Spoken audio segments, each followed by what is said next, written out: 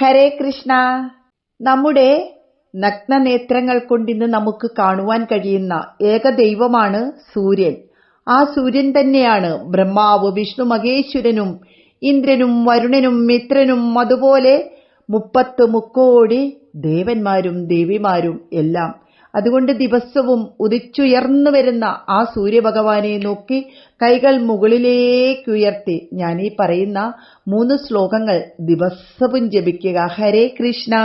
നമുക്ക് ആയുസ്സും ആരോഗ്യവും വർദ്ധിച്ച് രോഗദുരിതാദികൾ ഇല്ലാതെയാകും.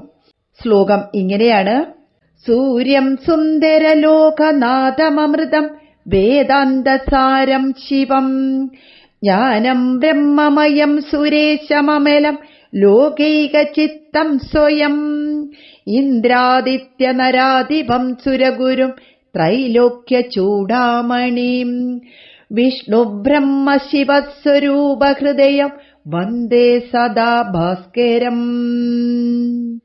ഭാനോ ഭാസ്കരമാർത്താണ്ഡ ചണ്ഡരശ്മേ ദിവാകര ആയുരാരോഗ്യമൈശ്വര്യം വിദ്യാം ദേഹി നമോസ്തുതേ. അന്യഥാ ശരണം നാസ്തി ത്വമേവ ശരണം മമ തസ്മാത് കാരുണ്യഭാവേന രക്ഷ രക്ഷ മഹാപ്രഭോ.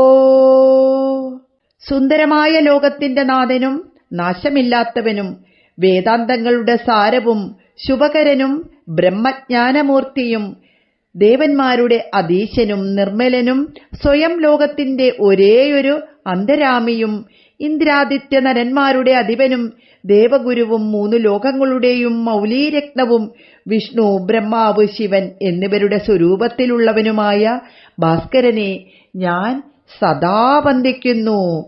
ഹേ ഭാനു, ഭാസ്കര, മാർത്താണ്ഡ, ഉഗ്രമായ രശ്മികളോട് കൂടിയവനെ, ദിവാകര, എനിക്ക് ആയുസ്സും ആരോഗ്യവും ഐശ്വര്യവും വിദ്യയും തന്നരുളിയാലും അങ്ങേക്ക് വീണ്ടും വീണ്ടും നമസ്കാരം. അന്യഥാ ശരണം നാസ്തി ത്വമേവ ശരണം മമ തസ്മാത് കാരുണ്യഭാവേന രക്ഷ രക്ഷ മഹാപ്രഭോ.